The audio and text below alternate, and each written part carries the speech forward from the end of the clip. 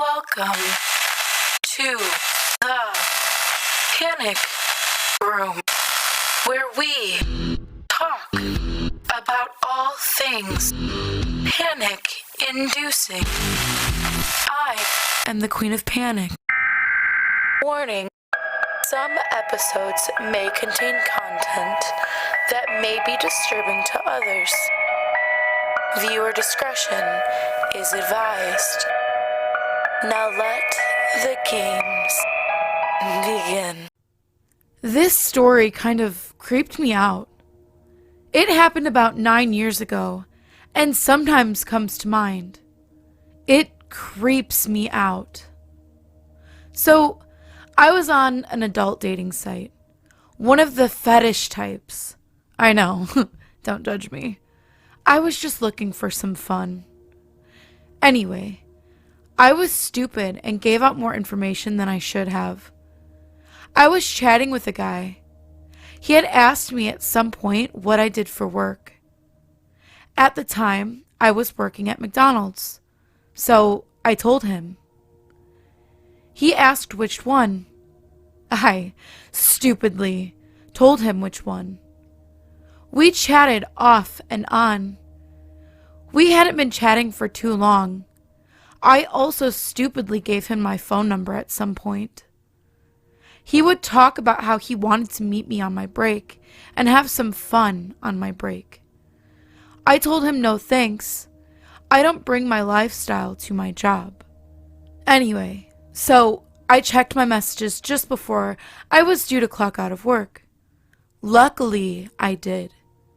He mentioned that he was at my job and told me what he ordered. I think it was the Big Mac meal. I was like, okay, well, don't expect me to do anything with you. I'm not interested.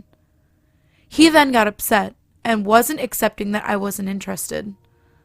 I was also scared because I had sent him a face picture of myself, but I had never received one from him. I really wasn't too interested in him, so I decided I didn't need a face picture since I likely wasn't going to meet up with him. His interests weren't what I was looking for, and I have a hard time straight up saying I'm not interested, and just slowly started to ghost whoever I had no interest in. Now, luckily, I hadn't told him my work schedule, so he didn't know that I was about to clock out. So, after clocking out, told one of my managers that I was on a dating site, and some guy just showed up to my work, and I have no idea what he looks like, and that I was going to hang out in the back in the break room for a bit. Luckily, she didn't judge me and was just like, oh, okay. So I waited about half an hour before I left. I didn't have a car at the time and had to walk home, and was afraid he would see me and try to pick me up in his car. Luckily, no one followed me, so I was in the clear. So, creepy guy, let's never meet. I don't think he ever messaged me, or I ended up blocking him or something. I don't know if this really is all that creepy, but it creeps me out that some random person just decided that he would show up to my job and expect me to want to meet with him. So, yeah. Now, I just give a vague response as to where I work now. I don't work in the same town I live in, so it would be hard to pinpoint my exact location. This opened my eyes and made me more aware of the information I give out to strangers.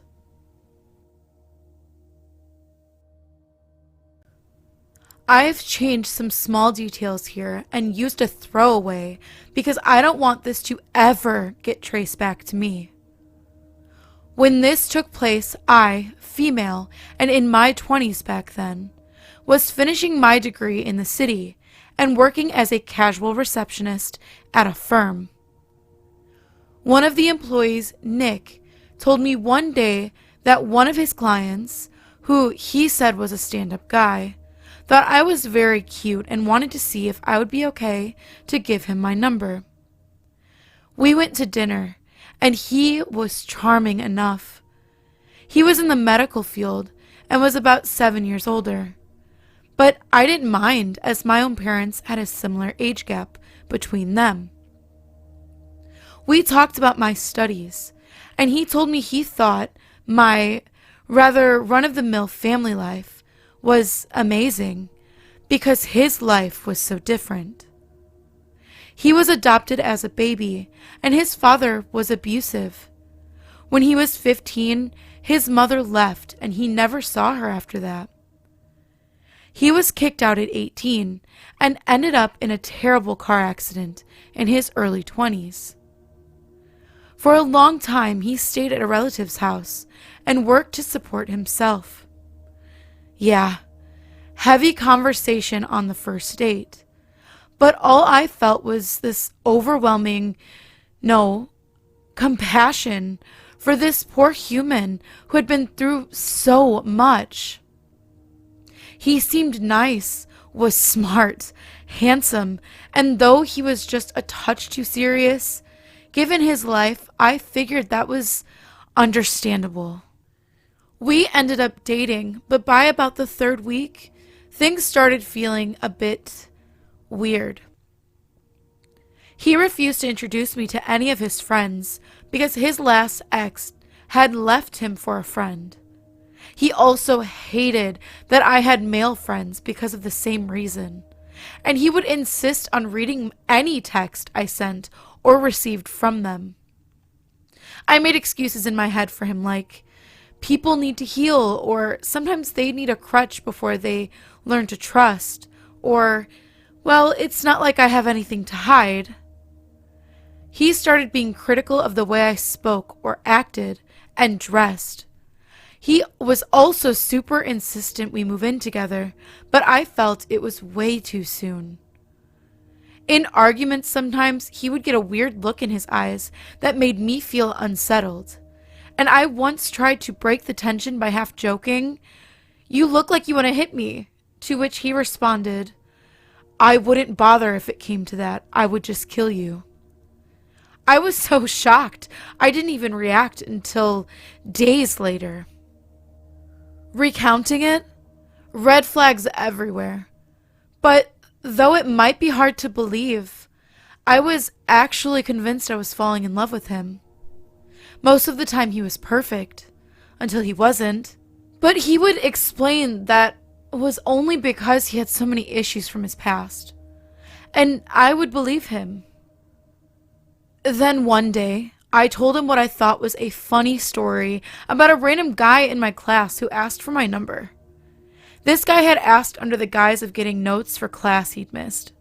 But I only offered my college email address, explaining that I had a boyfriend. Hilariously, as soon as class ended, I saw this guy, annoyed, throwing out the paper I wrote my email on, in the bin on his way out of the lecture hall. I expected my boyfriend to laugh, but he lost it. He accused me of leading this guy on, accused me of wanting to cheat. I was furious because I knew I had done nothing wrong. When he angrily threw a mug at the wall, which shattered, the whole argument came to an abrupt halt. I was scared and angry, so I grabbed my bag and bolted out of his apartment. I thought he would stop me, but he didn't. I went home, cried about it to my cousin, 30s female, who I was living with, and assumed it was over. Days pass and I hear nothing from him. And within those days, I started questioning everything. Suddenly, it was very clear as day that this relationship was toxic and very unhealthy. Even if he did have a tough past, it wasn't my job to fix it, and it wasn't an excuse for the way he treated me. I was starting to accept that this was just a horrible near miss and get over it when he texted me, groveling apologies, and how he missed me, and I made the mistake of responding. He called and I picked up, but it was because I wanted to tell him I still thought it wasn't going to work out. He cried, yelled at me, asked me how I could do this to him when I knew that everyone he loved in his life had abandoned him, and how could I do the same? He told me he would never be able to love again, and that it was all my fault. I had broken him. He told me that he had given me everything, but I was leaving over such a small argument. Then he apologized and told me he was trying to change and to give him another chance. I was bawling my eyes out. I felt like the worst human in the world, but I held tight to saying that it was best we moved on and that I was sorry. He ended the call by telling him I had ruined his life. Nothing happened for a while except for text here and there where my ex would apologize, tell me he missed me, explain he realized he made so many mistakes, etc., etc. I would tell my cousin who I was living with about him, and she would firmly tell me not to respond. She was sure it would stop eventually. One day I finished work as usual and headed to the station. It was a busy day and the streets were scattered with people. As I walked, I had this weird urge to look behind me, and when I did, I saw my ex. There was a little distance between me and him, but when I saw him, our eyes locked. He looked different, a bit out of it, and I thought maybe he was drunk. I decided I would deal with him at the train station, as it was always crowded, and I wanted to talk to him only in a place where there were a lot of people. I figured the yelling and crying would not be as intense that way.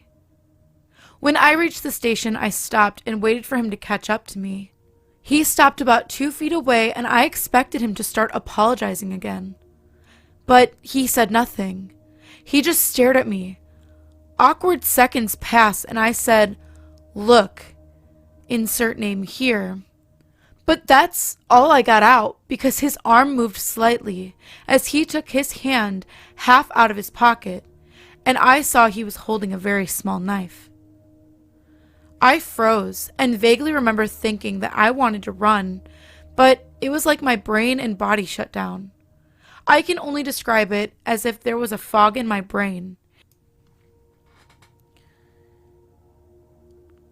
And I just couldn't move for what felt like ages.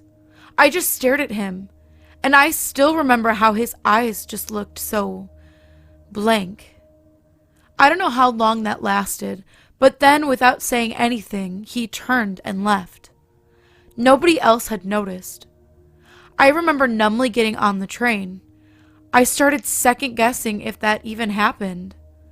Hindsight tells me I was in shock. As soon as I got home, though, I burst into tears. My cousin calmed me down and helped me call the police. In the end, the security cameras weren't placed in a spot that could clearly show that he had a weapon, so the police couldn't do much. Thankfully, I didn't see my ex again. I ended up quitting my job, changing my number, and eventually moved away to another city. To my ex, let's never, ever meet. To the guy who asked for my number in class, thank you. You might have saved my life, and definitely changed it. Almost a year ago, I was an opener at a resort, clocking in before 5 a.m. each day. The resort is located inside of an affluent neighborhood in a very wealthy town/suburb. Employees had to park in one of 2 parking lots at either ends of the property, and the lot I chose was adjacent to a long and windy road outside the resort which led to the rest of the neighborhood. The road and resort were separated by a short range of brush and trees that no one ever walked through. I'd arrived one morning per usual and put the car into park with my headlights still on. The lights in the lot weren't even on in the morning since no one else really showed up before 6 a.m. when the sun was out. So it was usually always dark at the start of my walk. Save for security, I was one of the first employees to arrive on the property each morning and was usually completely alone in this particular parking lot at this time. This morning didn't seem any different. I had my hand literally at my keys, my brain in the process to turn off my car, when I noticed a young girl, maybe like 14 or 15 years old, come scampering. Her body language was the exact definition, run with quick, light steps, especially through fear or excitement, through the span of trees that separates the resort from the outside road. She was directly in front of my car, and my headlights illuminated a clear view of her in the pitch black. She looked like she was in high school, had long blonde hair, and was wearing a jacket with pajamas, maybe, like she'd just walked out of a house. One thing about her that bothered me was that she wouldn't stop laughing and smiling. I couldn't hear her laughing from outside the car, but she was visually giggling at something I wasn't aware of or could see, and it was so unnatural. She occasionally glanced behind her as if something else were there waiting, away from the headlights. She then waved at me like it were a normal gesture at the time, and then immediately ran to my passenger side door. This all happened in a matter of seconds, and I wasn't really sure what was even happening, besides my anxiety spiking. I know I simultaneously yanked the aux from my phone to shut whatever song had been playing off while grabbing for the lock button. I remember feeling panic for never remembering if it's up or down to lock when the girl began violently and incessantly pulling on the door handle on the passenger side. I realized because I didn't turn my car off, it'd stay locked. She began pounding on the window, and I was screaming at the top of my lungs for her to leave before pressing on my horn. I could see her laughing outside like this were some type of game, as if I were a silly friend not letting her in as a joke. After a few seconds, she stopped the pounding and trying to open my car door. Her face fell flat like I disappointed her, and she started to walk away from my car back the way she came. She waved at me again before squeezing through the trees, out of the view of my headlights. This whole encounter confused me almost as much as it scared me. Most people I told the story to just chalked it up to her being on drugs. But that narrative hasn't felt right to me despite her behavior. Maybe she was just being an extremely out-of-touch teenager whose parents needed a firmer grip on her. My first thought was possibly human trafficking, but I'm not sure if that would fit this scenario as I'm not the most well-versed in the subject. I told someone when I made it to LP, but they didn't seem to care much. I didn't call the police, and I regret that. I'll never get out of my brain, though, how fucking off the feeling was watching a stranger, seemingly alone, pop out from the trees in the darkness laughing, and then try to violently enter your car in an empty parking lot. I do think the possibility of someone else being present the whole time is a lot more scary, and I wonder who else was there and where exactly. TLDR. A girl wouldn't stop laughing while she tried to break into my car at 4 a.m. with me inside. This is my first Reddit post, and it's going to be heavy. It's going to contain mentions of physical and mental abuse, so this is a trigger warning for everyone. I, 18, female, met my ex, male, 22, in February of 2020, but didn't end up dating him until closer to my 17th birthday, because he still lived with his girlfriend. He told me they were just friends, and he didn't like her like that. And I didn't find out till later that they were actually still doing things together. And meeting him was the biggest mistake of my life.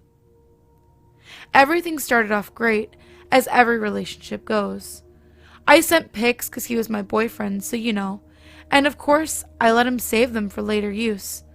Another big mistake. I noticed that they were still texting. And when I went through his phone, he was saying he still loved her and missed her. I was deeply hurt and called him out on it. He apologized and said it would never happen again, and I told him to text her that we are dating, and he did. She was pissed. She stopped paying for the house and helping him with car payments, and at this time he had quit Taco Bell and refused to do his new job Ubering because I need to practice League of Legends because I want to be pro League streamer. So I worked my ass off and ended up losing my job because the manager didn't let me work without a doctor's note. So I was stuck working his job while he played his games. Before I met him, I had $4,500 in my savings. He ended up using my card to pay his phone bills, car payments, the apartment, daily weed, fast food, new league accounts, and fucking CSGO knives. He kept losing his accounts due to telling people to go off themselves and using the F and the N slur. But the worst has yet to happen. I found out he was using an old tablet to excessively watch porn, set up dating accounts, and have different Instagram accounts, but on these accounts he was pretending to be women. I called him out on this and told him I wanted to leave. He freaks out, jumping around and screaming and crying, saying he would change, and I trusted him. Why?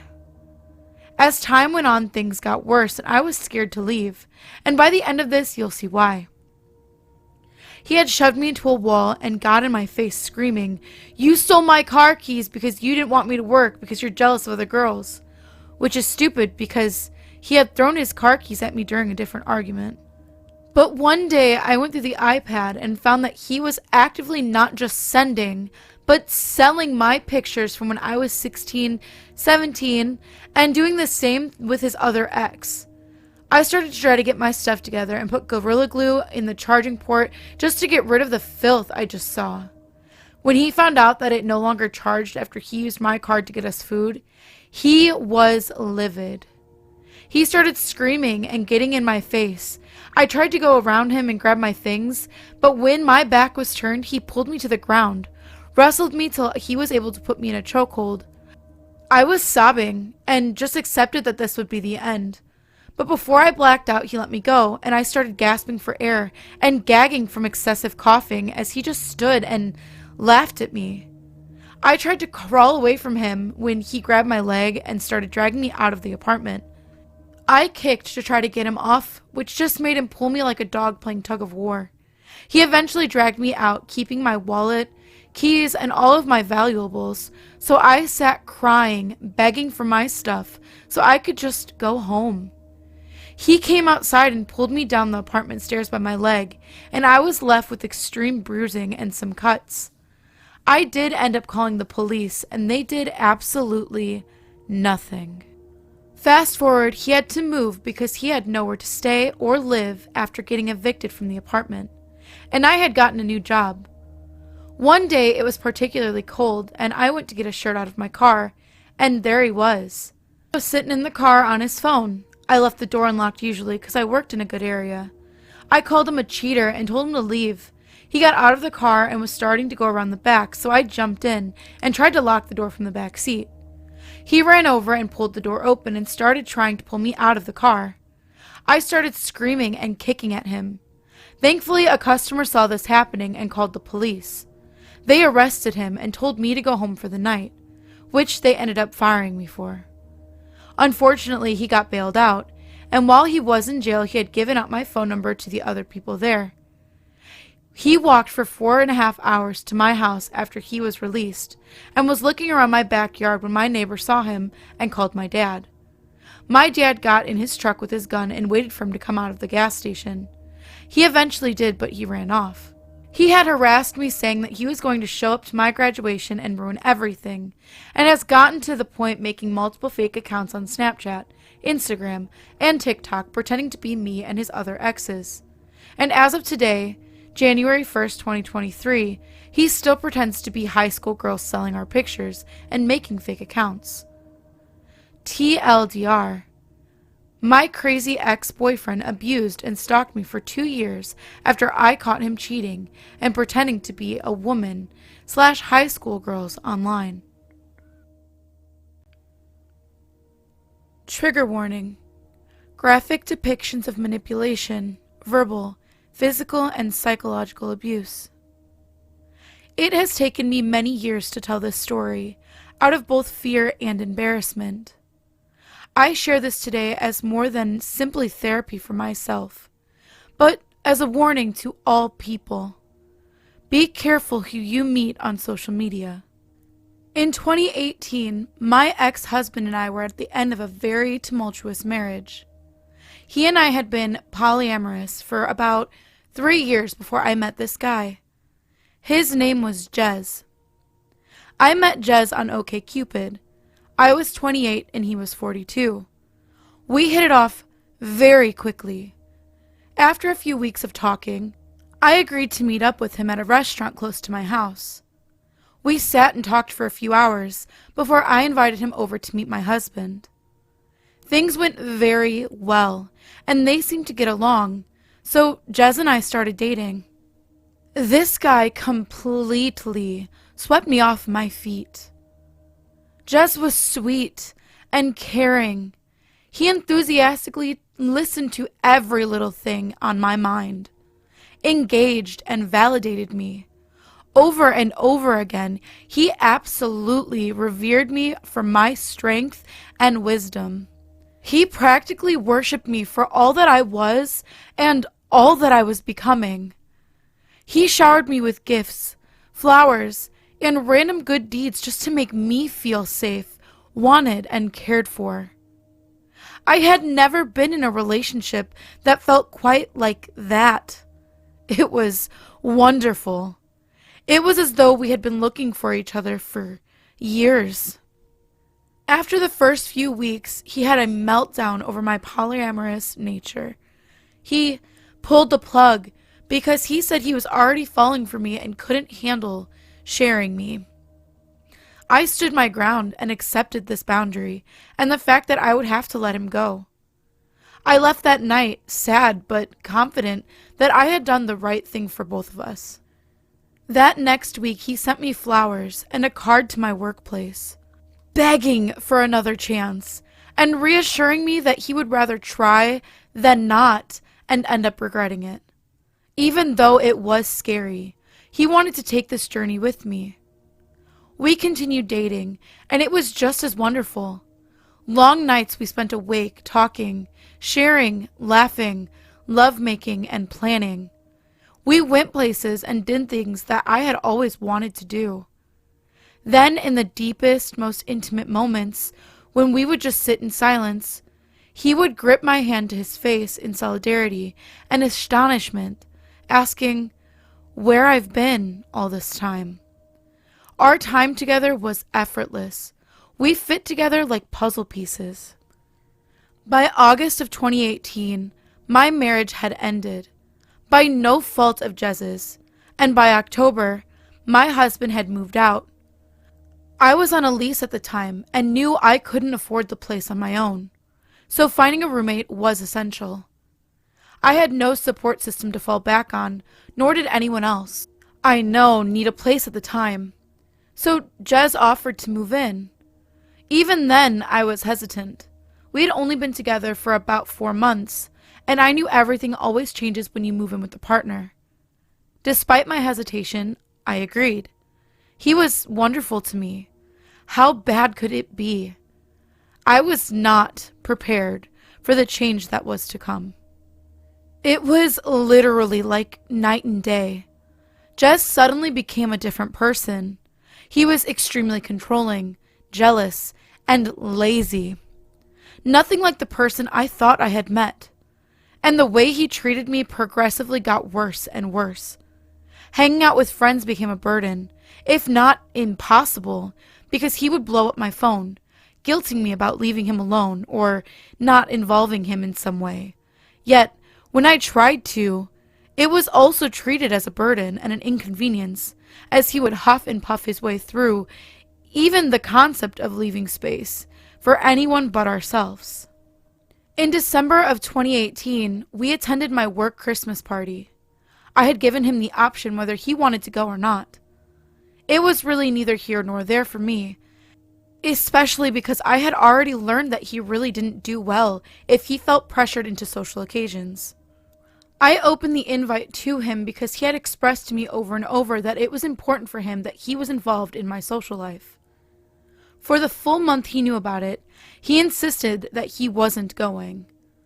I took it as him being introverted and didn't push the issue. I let him know that I would make sure he felt welcome if he did decide to go, but not to feel obligated.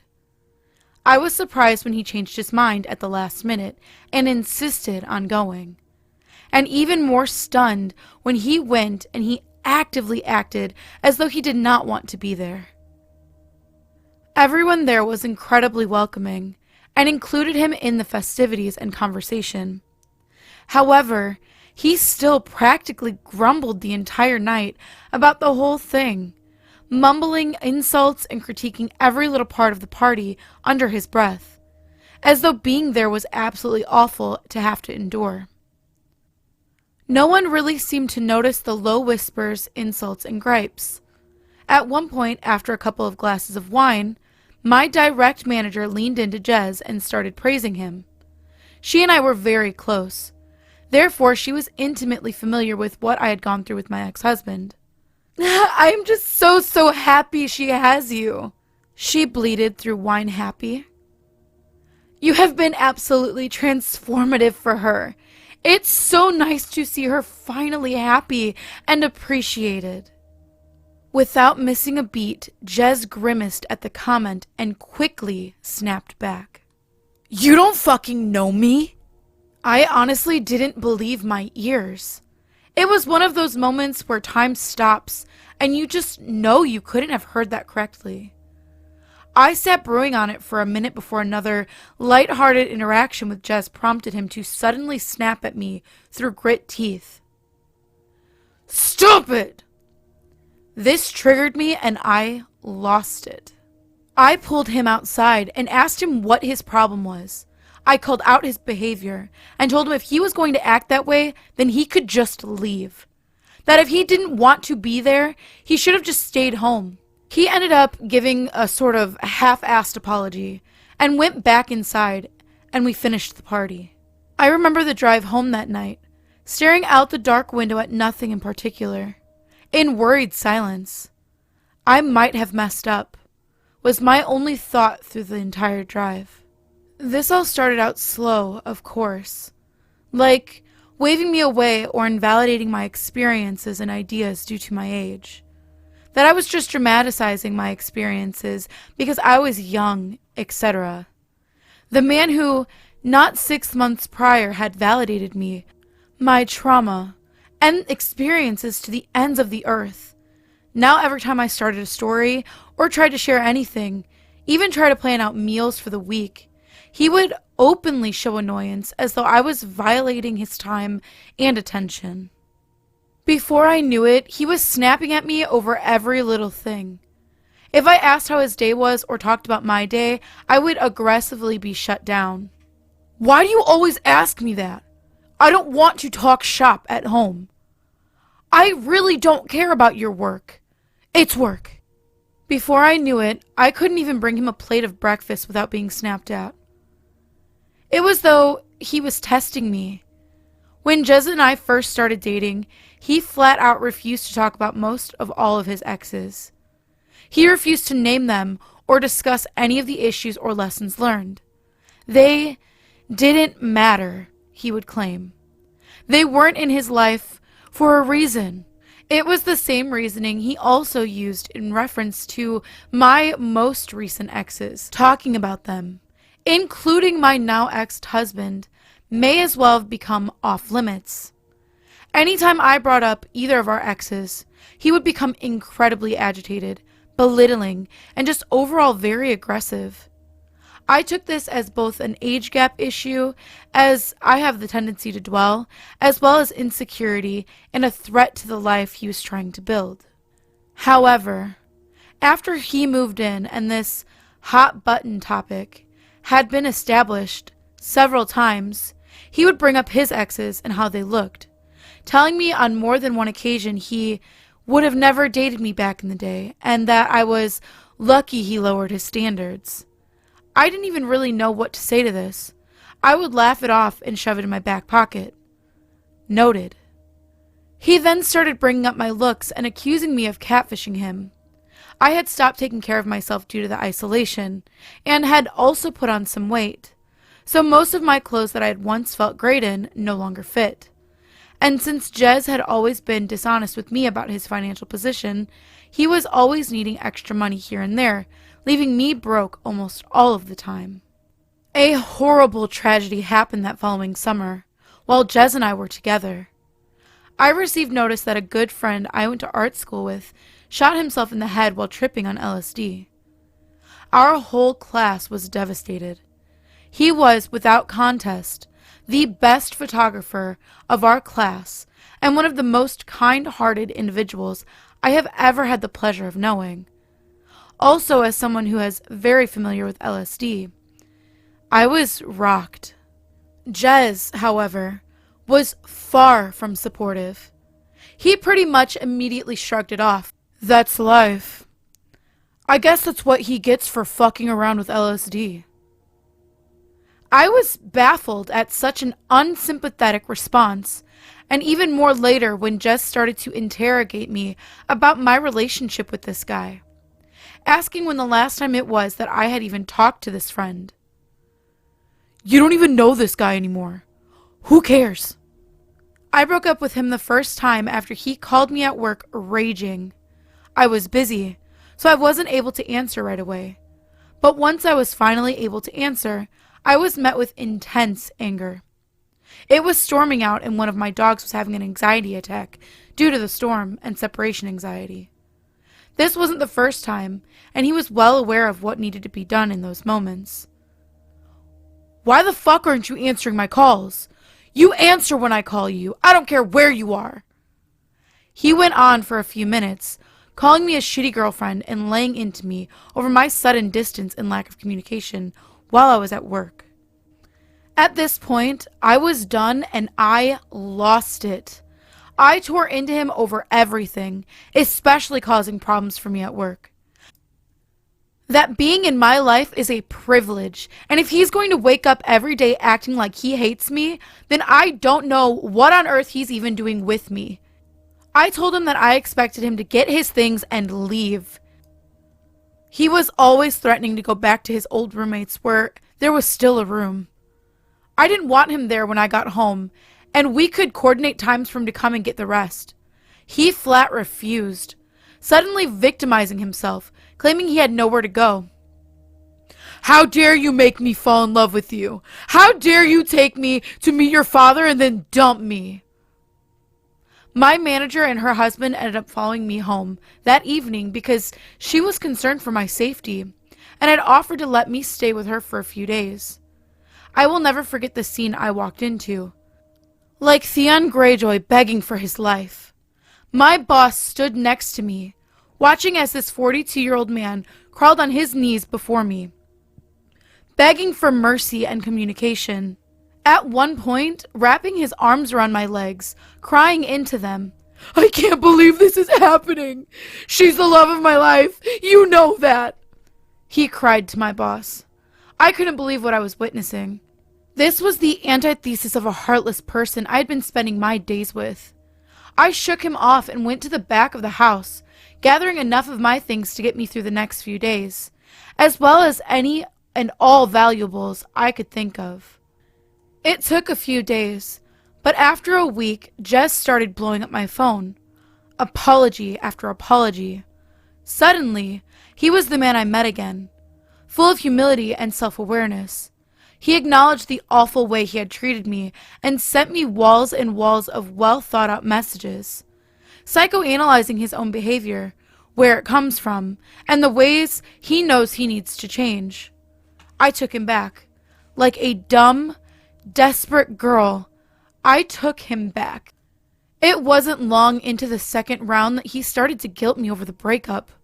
My panic had damaged his relationship with the people in my life, and he made sure that I knew it was my responsibility to fix it. It wasn't long after this that my car ended up breaking down at a gas station close to home. There was a very nice couple in a vehicle next to me that came to my rescue and checked things out under the hood. The gentleman turned out to be a mechanic for a living, so he had a pretty good theory about what could potentially be going on. By this time, I had already attempted to contact Jez to let him know what was going on and where I was. It wasn't long till he got off work, so he told me to sit tight and he would be there shortly. Meanwhile, this sweet couple stayed put and kept me company while I waited. Jez barreled in about 15 minutes later, completely ignoring the couple that had helped me. Touching base, the gentleman handed me a slip of paper with a name and phone number on it, reviewing what he thought was going on with my car, before Jez butted in. cutting him off. "I said she's fine!" he snapped. I could see the woman in the corner of my eye slink away at his comment and get into the passenger seat of their car. I could feel the sudden tension, like maybe she's been here before. The gentleman didn't move and shifted his attention to me as Jez walked into the store. I could see he was clearly concerned. "Are you okay?" he asked in a low, almost whisper. "You don't have to answer that, but if you need anything." He looked down at the number in my hand and nodded to it. "Seriously." With that, he got into the driver's seat of his car and drove away. I've thought about that couple countless times since that night. Everything went right back to the way it was before, as though the initial breakup had never happened. The same eggshells, the same belittling. If anything, it was worse, because I had permanently damaged our relationship. If I had just not been so dramatic, if I didn't run away from everything, then maybe he wouldn't have to work so hard for respect in my life. One night we got into an argument. I don't even remember what it was about, but I had to be up early for work the next morning, so I paused the argument in order to get some sleep. When I went to lay down, I heard the TV turn on. I have a soundbar, so the volume can get pretty loud.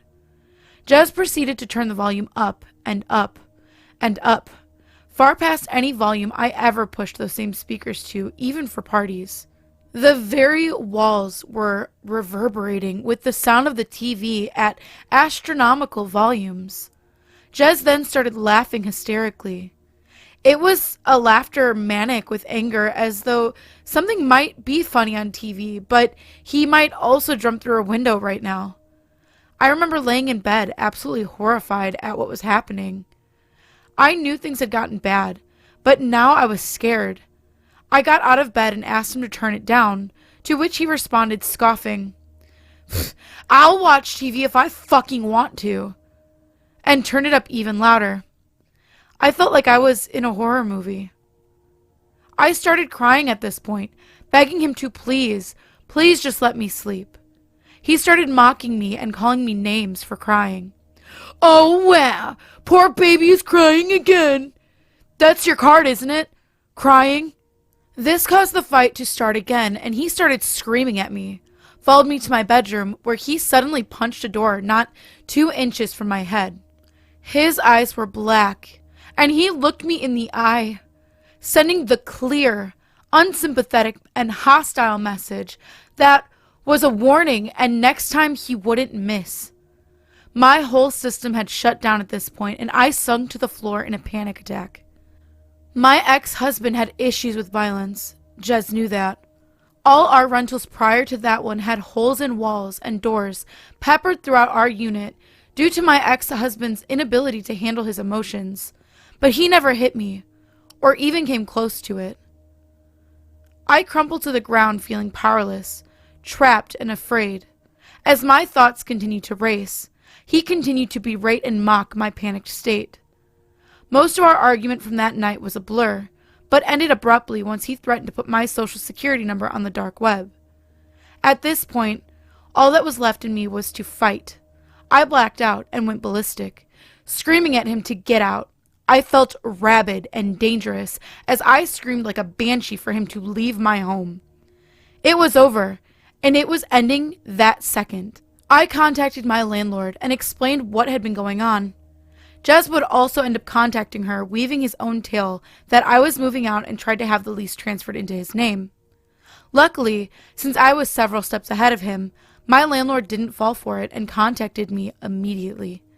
She personally came and changed my locks for me, gave me the personal contact of a police officer close by in case he showed up again, and took half of my rent for the next month. I am forever grateful for her for these simple acts of kindness that were above and beyond anything I would ever expect from a landlord. It took weeks for him to stop messaging me. The only reason I didn't block him was out of fear that he would show up at my house. Though I had contacts for protection, I knew I would rather get a daily apology video than have to deal with him on my doorstep. So they persisted, for a while. The same act from before, the love bombing, the promises, grasping at straws, trying to find the weak spot where I would let him back in. But I ignored it. It continued for weeks before he finally gave up. He bowed out gracefully, stating boldly that he will always love me. I left him unread. The illusion was destroyed. It took me several years to pick up the pieces. If my divorce wasn't enough, this definitely made me lose trust in myself. I still don't understand what the endgame was. In one of our last discussions, I asked him desperately, "What happened to the guy I fell in love with?" Jez looked me dead in the eye, smirked, and said, "That guy doesn't exist. I told you what I had to tell you in order to get you away from that fucking asshole husband of yours. You're just stupid and fell for it." Jez, let's not meet ever again.